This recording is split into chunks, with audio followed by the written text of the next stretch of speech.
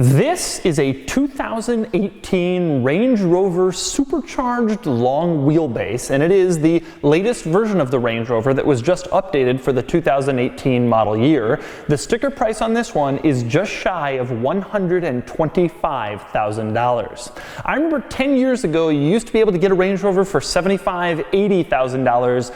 Those days are long gone. This new one now starts at $88,500, and with popular options you can easily enter the $105,000, $110,000, $115,000 realm.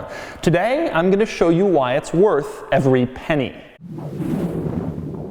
I borrowed this 2018 Range Rover from RLB Auto Group here in Fort Worth, Texas. RLB has a very cool inventory of some very recent models like this one and some cool older classics. You can check out their inventory by clicking the link in the description below. Now, like I said, the 2018 Range Rover just came out, and today I'm going to show you around it. But first, a quick overview. Now, like I mentioned, this is a Range Rover supercharged long wheelbase, which means the base price of this model starts around $110,000. And yet, this isn't even the top model in the lineup. Next up is the Autobiography, which starts at $143,000, and then there's the SV Autobiography, which starts at $179,000 and can be equipped to over $200,000. Not for a Ferrari or a Bentley or a Rolls-Royce, for a Range Rover. So today I'm going to take you on a tour of the 2018 Range Rover supercharged long wheelbase, and I'm going to show you all of the interesting quirks and cool features of a $125,000 Range Rover. Then I'm going to get it on the road and drive it, and then I'm going to give it a Doug score. And for more of my thoughts on the 2018 Range Rover, click the link below to visit autotrader.com/oversteer.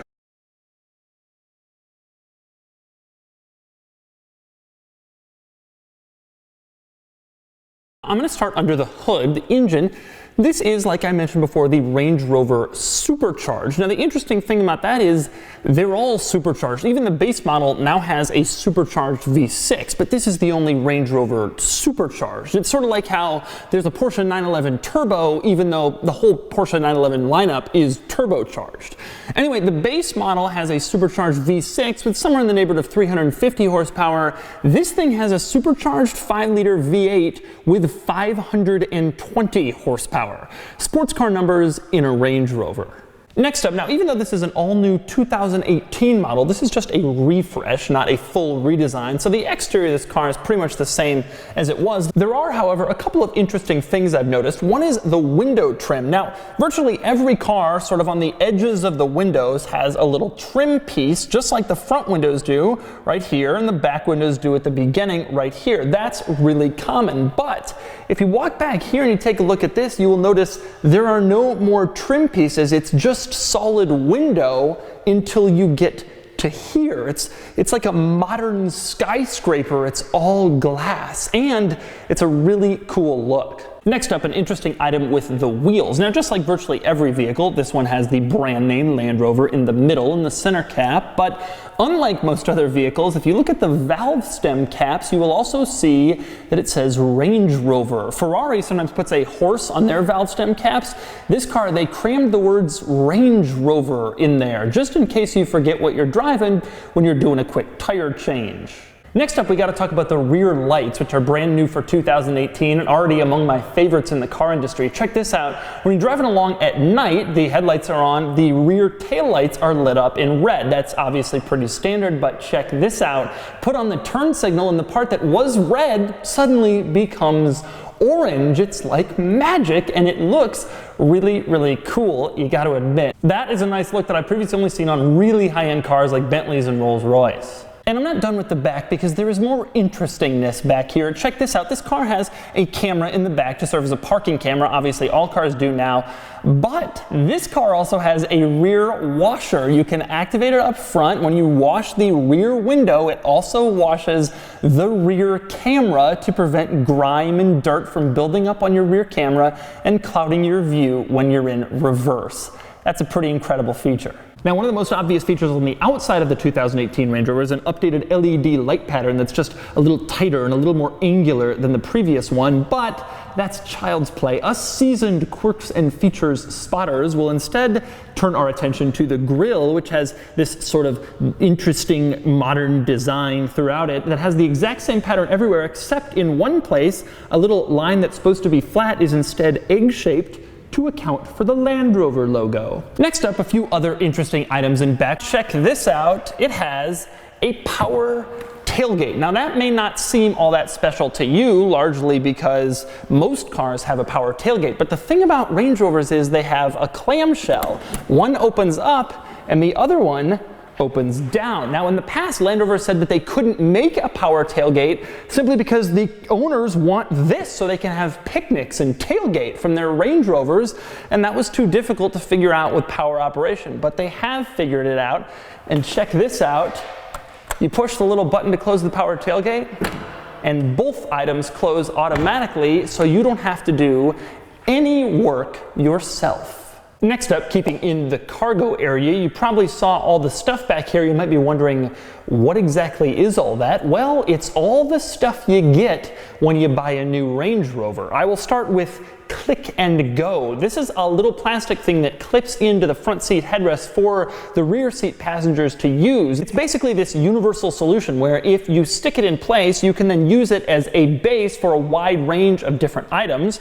For example, you can use it as a hook or a hanger for your clothes. That would be Click and Hook and Click and Hang. You can also attach a base to it so you can use a laptop if you're in the back seat, or you can put in an iPad holder so that your children can watch an iPad as you're driving them down the street.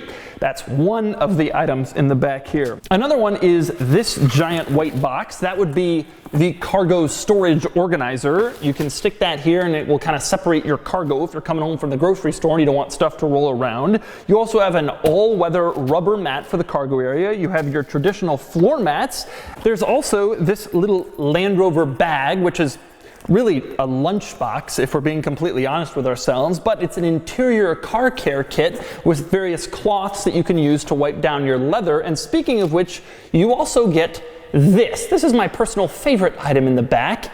It's a little bottle and it says on it Land Rover Luxury Leather Cleaner. This isn't just regular leather cleaner, this is Land Rover Luxury Leather Cleaner. If you're gonna get a Range Rover, you can only have the finest Land Rover Luxury Leather Cleaner. But that's got nothing on what comes next. Now, in a lot of luxury SUVs, there is a button in the cargo area to lower the rear seats if you're trying to load in a big item so you don't have to go into the back seat and fumble with some latch and lower them manually, and this car has that. But in most models, you press the button and then they just sort of release themselves and fall forward. In this one, it is automatic and motorized the entire way down. Or you can push a button and it's automatic and motorized coming back up. And of course, it gives you the option to do that for the rear seat on the driver's side or the rear seat on the passenger side, or both at once. That is a pretty cool feature, but here's an even cooler one. If you're walking up to the car with something really heavy and you just can't get it over the cargo floor and it's too heavy to lift,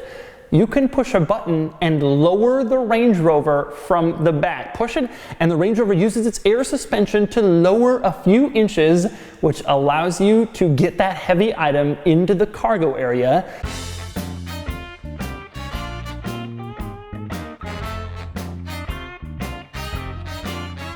Of course, when we're discussing the rear of the Range Rover long wheelbase, the cargo area is only part of the attraction. More interesting is what's in the back seat. But before I climb back there, I want you to take a look at the door situation. The rear door is absolutely massive, especially when you compare it to the front door. It's just huge. That's because to make the long wheelbase model, they didn't just stretch the front a little bit and the front doors a little bit and the cargo area a little. Instead, all of the stretching for the long wheelbase went right here into the back seats. This is the Range Rover you're supposed to have if you're being driven around by a chauffeur. Okay, climbing into the back of this car, there are a few features back here that are pretty impressive and in some cases almost surprising, starting with the rear door blind spot monitor. Yes, there's a blind spot monitor for the rear passengers. You see, these doors are so big that I guess Land Rover is worried about you opening them into traffic or taking on a bicyclist, and so there is a blind spot monitor built into the rear doors. It's right next to the rear door handle, and it lights up with a little orange triangle if there's a vehicle approaching. When the car is off and there's someone inside, you might want to get out. Just to let you know, don't open the door right now. That's a pretty impressive feature. Also impressive is this little pad next to the power window control on the rear door panel. Check this out. It looks like it's just giving you information or displaying something, but actually it's a button. At the bottom of the touchpad, you will see two different lighting options. One is for a reading light and the other is for a laptop light. They come out of the same light fixture, but they are different. The laptop one is designed to be optimized for a screen, whereas the reading one is designed to be optimized to be easy on your eyes. And you can actually tell the difference when you switch between the laptop light and the reading light. That's pretty impressive. Next up, press the next button up, and that controls the sunroof sunshade. It can open or close it using that pad. And finally, the button on top mutes or unmutes the volume in the stereo system, which is pretty cool. It's not just a power window and it's not just a display. It actually has functions. Also interesting, next to that pad and the power window switch, you will see a button with a diagram of a window on it and two arrows. That button allows you to control which window you're rolling down. If you have the arrow pointing to the right window and you drop the power window, it rolls down the one on the passenger side. Pointing to the left, it rolls down the one on the driver's side. And if you have both arrows lit up, you can roll down both back windows at once using just one power window control. Another interesting item, you can turn on and off the reading lights without using the pad by simply tapping them, which is cool. Next, I want to talk about how the rear storage for rear passengers is simply delivered to you. One example of this can be found in the rear center armrest. If you put the armrest down, you will see that there is a little rear storage cubby. To open it, simply push this little silver button and then the lid pops open and delivers you whatever item you have sitting in there. It's the same story with the little rear storage cubby sitting on the back of the front center console. You push the little silver button and then the lid pops open, delivering your storage to you. So you don't have to actually lift any of these lids yourself. Instead, the Range Rover will do that for you. Next up, a few other items back here that are also interesting, although these aren't quite as surprising. There is rear climate control, two separate zones, so each person sitting in each back seat can have their own temperature. The rear passengers also have the ability to heat or cool their seats. If they push these little circle buttons, they can turn it to cool or heat. The rear seat passengers can also recline their backrest, power operated of course, on the door. Of course, it also goes without saying, but I'm going to say it anyway, in the back seat of the long wheelbase Range Rover, there's just a lot of room. The front seats are currently in a normal seating position, and I mean, look at this. I can do whatever I want back here, and I'm completely comfortable. There's a ton of space. Next up, moving on to the front seats, I'm going to start with the front door panel, which has a little touchpad similar to the one in the back. This one, though, is even cooler. First off, it allows you to adjust the mirrors. You push the mirror you want to adjust, it lights up in orange, and then you move the little mirror joystick, and that's how you adjust the mirrors in this car. No flimsy little switch to move from mirror to mirror. A little touchpad on the driver's door also allows you to fold in the mirrors. If you push the little button below the mirror joystick, it automatically folds them in. Then move further down on the little touchpad, and to the right you will see the child lock. Push it, and then the child locks turn on for the rear seats. And finally, on the lower left, that button allows you to set a lower ride height so that when you're getting in and out of the car lowers to make it easier to get inside. All of those items are on that little touchpad, which is basically a little screen, which they have lovingly placed right next to the windows at the very top of the door panel, so that if you roll down your window and it's even misting slightly, water will get onto that little screen and damage it. I will say, though, that I have to admit, I really like the look of the power window switches. They have a really, really nice high-end vehicle look to them, not some plastic like in a lot of cars. Next up, moving further down on the door panel, Land Rover has moved the seat controls to the door panel, just like Mercedes-Benz. As you can see, there are many ways to adjust this seat. But check this out, the little switch for the adjustable 5 thigh support bolster stays put. So as you move the bottom of the seat forward and backward, you can move that little thigh support bolster independently of the bottom part of the seat. That is a cool look. Another cool look comes when you put down the sun visor. Take a look at this. Open up the visor mirror and you aren't provided just one light to look at yourself, but rather 3 expensive looking LEDs like you're in some high-class restroom. Less appealing than that, however, is the glove box situation. This car has 2 glove boxes, an upper glove box and a lower glove box. The lower one is normal. You push the little button with the down pointing arrow and the lower glove box opens right up. The upper one is odd. You push the button with the up pointing arrow and the upper glove box unlatches, but when you go to open it, you'll find that it doesn't stay open. Instead, it sort of snaps back every time you get it in the open position. I guess it's trying to clamp down on anyone who's trying to take whatever you're storing in the upper glove box. Now, speaking of the glove box obviously contains the owner's manual of this car. I leafed through the owner's manual. I didn't find anything especially unusual, except on page 260, it's demonstrating how to use the touchscreen and the sound system, and the artist that they chose to use for this demonstration is Linkin Park, which is a little odd. I guess they think Linkin Park fans are buying these Range Rovers. On the very next page, it reminds you that listening to music over 85 decibels for a long period of time can be damaging to your hearing. That's something I hope they're communicating to all of the Linkin Park fans who are apparently buying these Range Rovers. Another interesting item in the gauge cluster screen is the Wiper Winter Park feature. Basically, the way this works is you select Wiper Winter Park, and then the next time you turn off the car, the wipers go up about 6 inches to prevent them from freezing to the windshield. Now, next up we move on to maybe the coolest new feature of the 2018 Range Rover, and that would be the center screen situation. For 2018, the Range Rover has adopted the latest in the Land Rover center screen technology. Now, I already showed a lot of this technology in my video review of the Range Rover Velar, which went up a couple of months ago, and I've linked that review in the description below for sort of an in-depth look. Right now, I will cover some of the highlights of the Range Rover infotainment system that you can't miss even if you don't want to watch the full Velar video. The basic gist of the center screen is this. Rather than just one screen like before, everything in the middle is a screen. There is, for example, this screen for climate controls, and you make adjustments with these cool dials, or switch to the seating tab and you can use the dials to turn on the heated seats or the cooled seats. You can also go into the vehicle tab and change what mode you're in, which displays a nice picture of the Range Rover enjoying that mode.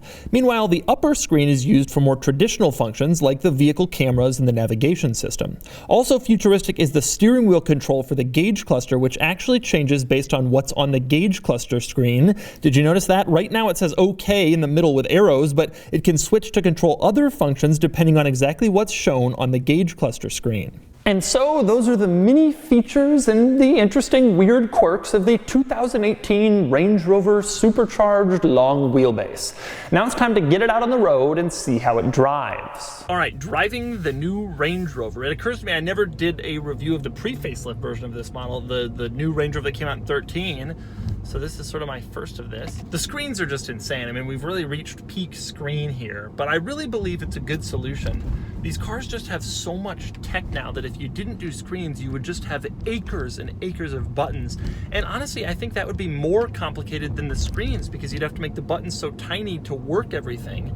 Now having the screens, you can just sort of devote each screen to each level. You know, there's the seats and the climate and the vehicle set, you know, and the settings. And that way you don't have to worry about trying to cram all these buttons in here. And each screen, although, oh, it's screens, I don't like screens, each one can be a little bit more simple. Now, the ride quality in this vehicle is just unbelievable. Just going over little bumps, it soaks up the ride just incredibly well. Oh, it just feels so nice. I don't quite feel like you have the same sort of king of the road driving feel that you have in my 06, and especially not in the old 90s ones, the Range Rover Classic. Those things just had a little bit more of sort of an occasion, more upright. This one feels a little bit more like a crossover when you're actually sitting behind the wheel. With that said, it's hard not to think that this is truly one of the great SUVs. I mean, it's so comfortable in here and it's so quiet in here, and the ride quality is so excellent. It may not quite feel as stately as an old one, but everything else is so much better than any prior Range Rover, or really any other luxury SUV short of, you know, Bentayga. If you want the best, this is the best. And it still is, and it still feels like it. And the new screens and the new tech, say what you will, but the kind of people who lease these, the kind of people who buy them and only have them for a few years until the next cool one comes out, this is the hot new thing. This is what you want. This is the coolest stuff in the car biz. Somehow Land Rover has gotten to the forefront of all this, and they're right up there with Tesla and with Volvo in terms of in-car technology. All right, now this is a supercharged Range Rover. I'm gonna have to floor it. All right, here goes. Whoa. Wow. Wow. That's impressive. I mean, it's no supercar. I'm not like blown away, but for an SUV, it's pretty quick, and it's a lot quicker than I expected it given the size. This is the long wheelbase. This is a massive vehicle that has some power. That was actually quite impressive. But then we go around a corner and I'm like, you know, body rolling like crazy. It's it certainly doesn't have a sports car sort of driving feel, but if you want to get ahead of someone, wow, that's way more power than this thing ought to have. That's aggressive. I can't even tell you how well this thing is soaking up bumps. The car I did right before this was a new Nissan Titan. And that's fine, you know. I did the nicest model. It's a pretty comfortable, luxurious vehicle. This thing feels like it's on a different planet in terms of ride comfort. I don't remember the last time I drove a car that really was that comfortable, short of the craziest level of Rolls-Royce Bentley type stuff. And so that's the 2018 Range Rover Supercharged long wheelbase. Here's a news flash, people. The luxury sedan is dying. From 2002 to 2008, BMW averaged 18,000 sales a year of their 7 Series luxury sedan in the United States. In the last decade, they haven't cracked 13,000 once. People no longer want luxury sedans, they want luxury SUVs. And the Range Rover is the luxury SUV king. And now you can see why. Anyway, now it's time to give it a Doug score. I'm going to speed through this because the comparison at the end is really the most interesting part of the Range Rover's Doug score. Starting with the weekend categories and styling, it's nice looking and it gets a 7 out of 10. Acceleration 0 to 60 is 4.6 seconds and that's a 6 out of 10. Handling is only okay and it gets a 4 out of 10. Cool factor is high as it's still a Range Rover and it gets a 6 out of 10. Importance is lower as they make a lot of these and it's not uniquely special and it gets a 5 out of 10, bringing the weekend score to 28 out of 50 and placing it above its closest rival that I've scored, the Lincoln Navigator. But people don't buy these vehicles for weekend driving, so moving on to the daily categories and features, with its great screens and myriad of stuff, it gets a 9 out of 10. Comfort is very good and it gets an 8 out of 10. Quality is suspect. I had a screen failure in the Velar I tested, and we all know Land Rover reliability is worrisome. On top of that, the interior materials in the Range Rover simply don't beat the Lincoln Navigator, and it gets only a 6 out of 10. Practicality, this thing is huge, but only 2 rows of seats means it gets bumped down to just a 9 out of 10. Finally, value. $125,000 is a lot of money, especially given the competition, and it gets a 5 out of 10, bringing the total daily score to 37 out of 50. Now well below the Navigator, but just below the far more expensive Bentley Bentayga.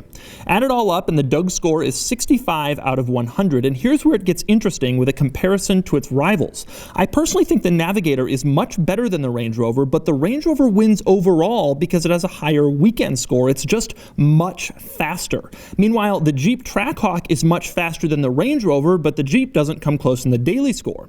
The Bentayga is better in both areas, but it's $100,000 more expensive than the Range Rover, meaning when you consider everything, price, daily, and weekend, the Range Rover is probably the best luxury SUV compromise. Or just get an E63 wagon and you don't have to make any compromises at all.